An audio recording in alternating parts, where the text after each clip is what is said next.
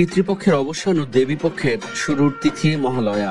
এদিন ভোরে চণ্ডী পাঠের মধ্য দিয়ে মর্তালোকে আমন্ত্রণ জানানো হবে দেবী দুর্গাকে। দুর্গতি নাসিনীর আগমন উপলক্ষে মণ্ডপে মণ্ডপে ব্যস্ততা শেষ নেই প্রতিমা শিল্পীদের। শাস্ত্রমতে দুর্গতি নাসিনী দশভুজা দেবী দুর্গা এবার আসছেন দোলায় চড়ে আর ফিরে যাবেন ঘোড়ায় চেপে। কিন্তু এই উৎসবগুলো আসলে সবার, ঈদে আমরা ঈদ পালন করি সবাই মিলে, এবং শারদীয় উৎসবে আমাদের পাশাপাশি আমাদের মুসলিম ভাইয়েরা বা বৌদ্ধ খ্রিস্টান সবাই থাকে। প্রত্যেকটি ভক্ত সাধারণকে সবিনয় অনুরোধ জানাচ্ছি, তারা যেন আমাদের মন্দিরে পূজা অর্চনার জন্য আসেন। সবার আগমনে আমাদের এই পূজাটা যাতে সার্থকতা লাভ করে। প্রতিমা সাজাতে ব্যস্ততা শেষ নেই শিল্পীদের, চলছে মণ্ডপে মণ্ডপে শেষ মুহূর্তের প্রস্তুতি।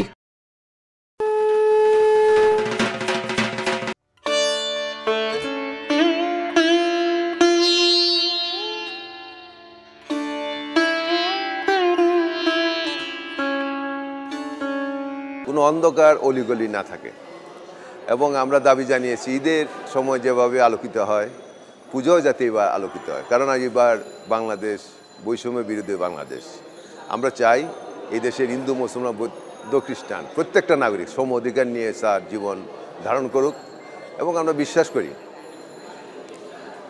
এই বর্তমান অন্তর্বর্তীকালীন সরকার সমান অধিকার নিয়ে দুর্গাপূজায় আমাদের পরিবর্তিত রাজনৈতিক পরিস্থিতিতে উৎসবমুখর পরিবেশে দুর্গাপূজা নির্বিঘ্ন করতে নেওয়া হয়েছে অভূতপূর্ব নিরাপত্তা ব্যবস্থা। ধরনের পদক্ষেপ নেওয়া আমরা তা নিব, এবং আমরা আশা করব এবারের পূজা যত পূজা হয়েছে ওর থেকে এইবারের পূজাই সবচেয়ে বেশি ভালো হবে।